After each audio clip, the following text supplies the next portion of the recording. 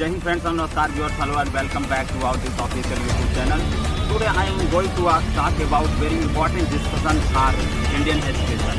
आज हमारे साथ आप देख रहे हैं तमाम युवा बैठे हुए हैं और इनसे सवाल करेंगे कि वर्तमान में जो भारत है या वैश्विक समस्याओं पर जब बात करें खासतौर से युवाओं को लेकर, तो युवा ये जानना चाहते हैं कि हाउ टू बी सक्सेसफुल और इन। अगर यदि आपका कोई सवाल हो तो आप पूछ सकते हैं। बताइए, सवाल बताइए। जैसे ये कोई भी क्वेश्चन हो सकता है ना कि हम कैसे सफल हो लाइफ में, कैसे आप बताएं। सबसे ज़्यादा सवाल यही होना चाहिए खासतौर से युवाओं का। कोई भी कैरियर हो जब हम निर्धारित करते हैं, चाहे किसी भी विषय के प्रति, चाहे सामाजिक हो, आर्थिक हो, शैक्षिक क्षेत्र से भी जुड़ा हुआ हो सकता है या हो सकता हो आपके राजनीतिक कैरियर से संबंधी भी हो सकता है। तो सबसे पहले ये ध्यान देना चाहिए युवाओं को, सबसे पहले अपने थॉट प्रोसेस में वो चीज़ लानी है, क्योंकि बोला जाता है we become we think about, we become we think about. हम वही बन जाते हैं जैसा हम सोचते हैं। ध्यान से समझने की कोशिश करिए। आप कोई भी जब अपने दिमाग में थॉट लाते हैं, कभी कभी लगता नहीं, जैसे यंगर जनरेशन में सबसे ज़्यादा प्रॉब्लम ये है कि वो कोई थॉट लाए मस्तिष्क में और जस्ट टॉकिंग अबाउट अनबिहेवियरल पर्सपेक्टिव। जब हम अनबिहेवियरल चीज़ों में जाते हैं तो वो चीज़ें हमारे साथ वैसी होने लगती हैं। क्लास में आप कहते हैं कि कोई चीज़ पढ़ने में समझ ही नहीं आता, थॉट्स आपका सही जगह कार्य कर नहीं रहा है, पॉजिटिव चीज़ों पर आपका ध्यान जा ही नहीं। नो कट, चलते रहने दो। थॉट्स आपका चेंज हो ही नहीं रहा है। सबसे बड़ी चीज़ तो ये है थॉट्स चेंज होना चाहिए, और थॉट्स जब चेंज होगा तो वो एक्शन में चेंज होगा। एक्शन यानी कार्य, विचार बदलेगा तो आप अपने एक्शन में लाओगे, और जब एक्शन में आने के बाद क्या, जैसे फॉर एग्जाम्पल प्रिपरेशन कर रहे हो, वो थॉट्स एक्शन में चेंज हुआ, एक्शन के बाद आप वो जब एक्शन करोगे तो वैसे व्यक्तित्व का निर्माण होगा। जैसे फॉर एग्जांपल के लिए बताते हैं, डॉक्टर APJ अब्दुल कलाम को ले लें। वो बचपन में जब काफ़ी ज़्यादा संघर्ष करते हैं, न्यूज़पेपर भेजते हैं, तमाम प्रक्रियाएँ करते हैं, उनका थॉट का विचार बहुत दूरदृष्टि कि मैं एक दिन जो है राष्ट्रपति तो नहीं सोचे थे, उनको वैज्ञानिक बनने की उनके अंदर बहुत ललक थी। वो स्टार्ट से ही विज्ञान से संबंधित चीज़ों, गणित, भौतिकी के क्षेत्र में विभिन्न प्रकार के विचार को सुना करते थे, और उसके साथ साथ वो अपने थॉट में लाए। उन्होंने अपनी शिक्षा ग्रहण की, फिर उसके बाद मद्रास इंस्टीट्यूट ऑफ टेक्नोलॉजी से उन्होंने एरोनॉटिकल इंजीनियरिंग में अपना वो पढ़ाई पूरा कंप्लीट किया। फिर उसके बाद MIT गए। थॉट्स एक्शन में आ गया था, एक्शन को चेंज करने के बाद पर्सनालिटी में ला दिए, तब जाकर के एक वैज्ञानिक का निर्माण होता है। पर्सनालिटी यानी व्यक्तित्व। पहले थॉट लाना है, फिर एक्शन लाना है, फिर उसके बाद पर्सनालिटी अपने आप चेंज हो जाएगी। और यदि विचारों को बदलोगे तभी जाकर के सही पर्सनालिटी का निर्माण होगा, और वरना कोई अदर चीज़ें। और सबसे बड़ी प्रॉब्लम एक तक युवाओं में देखने में आती है कि हमें गणित विषय नहीं आता जी, बड़ा समझ में नहीं आता। उन्हें ये समझना चाहिए मैथमेटिक्स जो है, mathematics is the mirror of human civilisation. गणित जो है मानव सभ्यता का दर्पण है।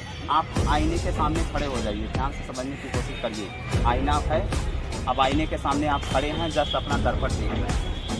दर्पण में जो आईना देख रहे हो अपना चेहरा, वो क्या है? दर्पण क्या कर रहा है? Reconnect with physics, refraction of light and refraction of light. Connect करिए, किसी भी चीज़ों को कनेक्ट करेंगे, वही कर रहा है ना। Mathematics is the mirror of human civilisation. वो मानव सभ्यता के दर्पण को कनेक्ट करने की कोशिश कर रहा है कि गणित देखो। फिर उसमें इस पुस्तक में मनोज को बोला गया था कि मनोज ने विष्णु की समझाइश का उत्तर देते हुए कहा था कि मुझे समझ ही ना आते, गणित के सवाल कैसे पढ़ लूँ। मनोज कुमार शर्मा एक IPS ऑफिसर हैं और वे 12th फेल थे। ये पुस्तक आप जानते भी होंगे, 12th फेल हारा वही जो लड़ा नहीं।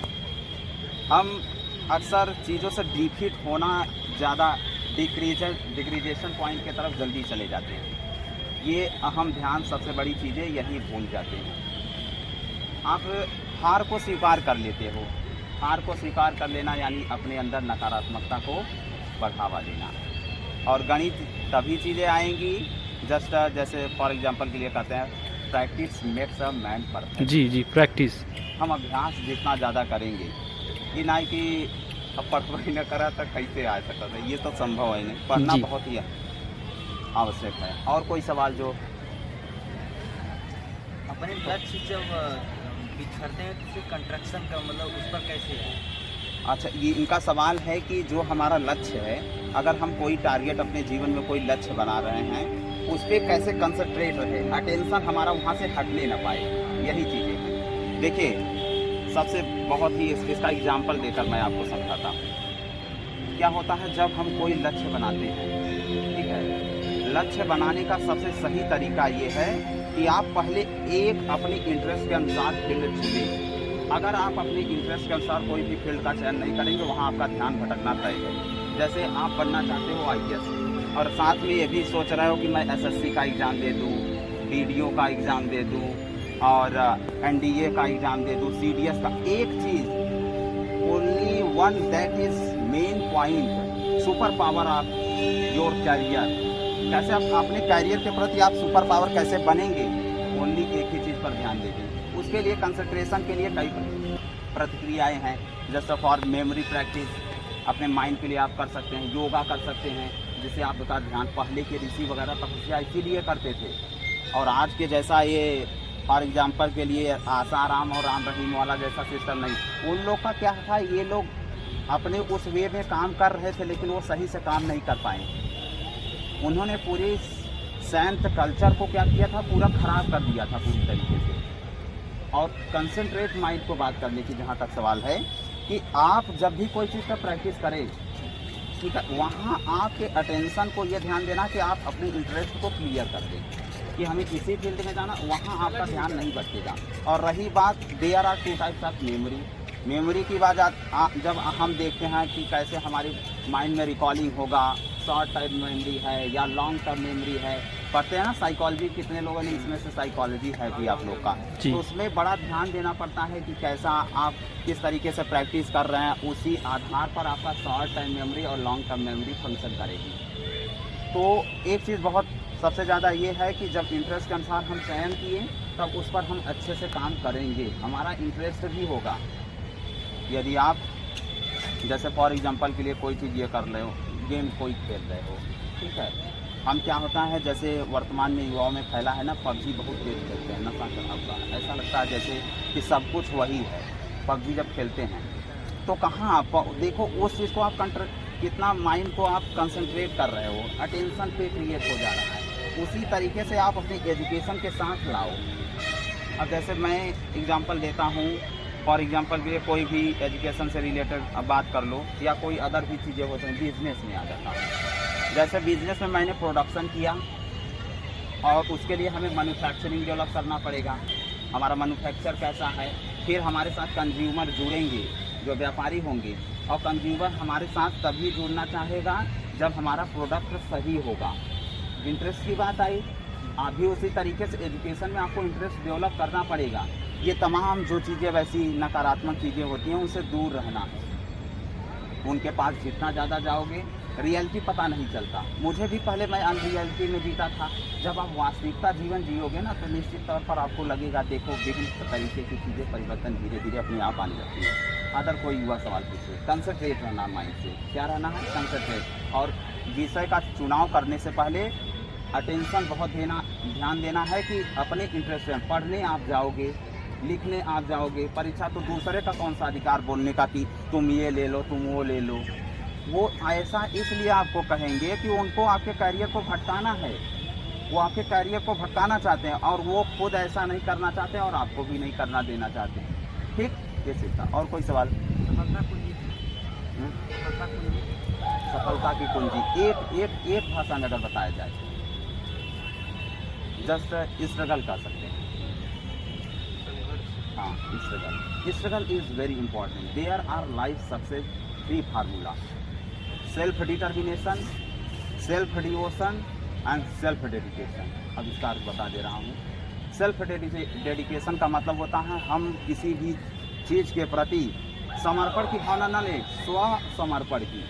जैसे मान लीजिए आज हमें चैप्टर में ये पढ़ाया गया आर्ट एंड कल्चर, पढ़ा दिए, लिख लिया मैंने पूरा एक पेज में। अगर वो घर पर मैंने सेल्फ नहीं डेडिकेशन नहीं किया तो वो मुझे याद रहेगी, भूल जाऊंगा। सेल्फ डेडिकेशन, डिटर्मिनेशन, लगन, डेली कंटिन्यूसली। आज पढ़े, जैसे आज मेरे को नींद आने लगी, कहा कि आज ये नहीं पढ़ूंगा, और हमें ये भी पता है कि कल मैं उस चैप्टर को नहीं पढ़ूंगा। सेल्फ डिटर्मिनेशन, लगन होनी चाहिए। और डिवोशन, सेल्फ डिवोशन, जैसे हमने चंदन लगाया ईश्वर के प्रति, बाबा हरिहरनाथ पर गए, ठीक है, उसके प्रति डिवोशन है ना आपका। उसी तरीके से एजुकेशन के प्रति डिवोशन ये है कि हम अपने पेज को खोल लें। Self devotion, self determination and self dedication और struggle is compulsory for all career. और कोई सवाल? विचार करिए, सवाल देखो उत्पन्न होने चाहिए। Question is compulsory for your imagination. Imagination is more important than knowledge. परिकल्पना सबसे ज़्यादा ज्ञान से भी महत्वपूर्ण है। हमारे दिमाग में इमेजिनेशन आता ही नहीं। इमेजिनेशन पहले, ये इमेजिनेशन, इस कोटेशन को, imagination is more important than knowledge according to Albert Einstein. You know about Albert Einstein is very famous scientist in the world. और कोई सवाल है किसी का? यदि अपने लाइफ, यदि मन हमारा कुछ और चाहता है, लेकिन फोर्स कहीं और से दूसरा, मतलब हमारा मन कोई और है, लेकिन परिवार से फोर्स लग रहा है, तो हमें किसकी बात सुननी चाहिए? अच्छा, फैमिली से जब फोर्स हो, हाँ, देखो फैमिली दो तरीके से फोर्स कर सकती है। एक चीज़ जान लेना, जब तक पूरी तरीके से युवा नहीं हो जाओगे, उसके बाद ही फैमिली फोर्स करती है। राष्ट्रीय शिक्षा नीति को हम देखें, चाहे राष्ट्रीय शिक्षा नीति राजीव गांधी के सरकार के समय की या वर्तमान सरकार की राष्ट्रीय शिक्षा नीति 2020, या हम राष्ट्रीय पाठ्यचर्या की रूपरेखा 2005 में, नेशनल करिकुलम फ्रेमवर्क 5, तो उसमें यह सुझाती है कि हम विद्यार्थियों को जो है बाहरी ज्ञान, केवल किताबी ज्ञान को ना देकर के बाहरी ज्ञान को भी उनको दें। ठीक है, समझने की कोशिश करो। आप का सवाल पूरी तरीके से एक बार पूरा सवाल। मेरा मन है कहीं, जैसे मान लीजिए पढ़ाई कर रहे हैं, तो मेरा लक्ष्य कोई और है और माता पिता कुछ और हाँ कर रहे हैं। या दिस इज वेरी इम्पोर्टेंट। इसका चयन करना चाहिए। आपने एक मूवी देखा होगा, आपका दोनों प्रश्न का जवाब एक ही है, 3 इडियट। उसमें क्या था, जबरदस्ती कर रहे थे, इंजीनियरिंग नहीं करना चाहते थे वो लोग। हाँ, देखे थे ना, उन लोग को जबरदस्ती लोग ये कर रहे थे। वही चीज़ आपके दोनों सवाल से एक ही उत्तर निकलता है, इंटरेस्ट, रुचि, जिसमें आपकी रुचि हो। मैं वही बोला ना कि जो आप पढ़ना चाहते हो वो केवल लो, दूसरे के कहने से नहीं चलना है। आप मम्मी पापा कुछ और कर रहे हैं, आपके अंदर कुछ और चल रहा है कि मैं कुछ और करना चाहता, तो आप अपना विषय अपने माता पिता को समझाने की कोशिश करें। लेकिन वो क्या करते हैं, काफ़ी लोग दिखावा के चक्कर में अपने बच्चों को दूसरा कैरियर सौंप देते हैं और पूरी तरीके से कैरियर वहीं नष्ट हो जाता है। तो मैं यह सभी पेरेंट्स से विनम्र निवेदन करूंगा, अपने बच्चों को उसी क्षेत्र में भेजें जहां उनका रुचि हो। ये बहुत ध्यान देना है। अब मेरे यहाँ क्या था, मेरे मम्मी पापा कहते हैं बेटा तुम IAS का एग्जाम दो, और वो तो मैं और एक चीज़ और मैं बता दूंगा, एक चीज़ ध्यान देना, अपने कैरियर को हमेशा सीक्रेट में रखना है, किसी को भी बताना नहीं है कि मैं ये चीज़ करूँगा। नहीं तो रिश्तेदार, गाँव, क्लास के फ्रेंड भी पीछे पड़ जाएंगे, यार ये कर रहा है, वो आपको किसी तरीके से डिमोटिवेट करने की कोशिश करेंगे। अगर आपका क्लास में नंबर कम हो जाएगा, क्या यार तुम इतना कम नंबर पा गए, नंबर क्या, ऐसे IAS PCS बड़े बड़े अफसर बने हैं, BA करने वाले। एक एग्जांपल देखे होंगे, एक वायरल होता है, मीम बना करके लोग वायरल किए हैं कि जो है MBA MBBS वाले जो है क्या करते हैं, डॉक्टरी इंजीनियरिंग कर लेते हैं, BA करने वाले क्या करते हैं, अमोघ लीला प्रभु का देखे है ना, उसमें बोले, देखो वो जस्ट रियलिटी यही है। और BA करने वाले बच्चे अपने आप को बहुत कमज़ोर समझते हैं, सबसे बड़ी गलत बात है। और वो ये नहीं जान रहे हैं हम लीड करेंगे, MBBS हमारे अंदर काम करेगा, हमारे अंदर हर लोग काम करेंगे। ह्यूमैनिटीज़ बहुत पावरफुल बैकग्राउंड है और सभी को यह समझना बहुत आवश्यक है। और इंटरेस्ट, आपके दोनों सवाल का जवाब है इंटरेस्ट, और बहुत ही बेहतरीन प्रश्न है, इनके प्रश्न पर ताली बजाई जाए, वास्तव में बहुत really that's very inspirational for everyone. और कोई क्वेश्चन आपका? बस thanks for participate in this debate specially for educational candidates. और अपना अपना एक तरफ से नाम बता दें। मिस्टर रमन कुमार और हिमांशु तिवारी और सभी का जिनका नाम मैं नहीं ले पा रहा हूं, उनका भी बहुत बहुत दिल से धन्यवाद। और सभी और कैमरा के पीछे शूट कर रहे सिनेमेटोग्राफी मिस्टर अनुज कुमार जी का भी बहुत बहुत धन्यवाद। Thanks for everyone. जय हिंद।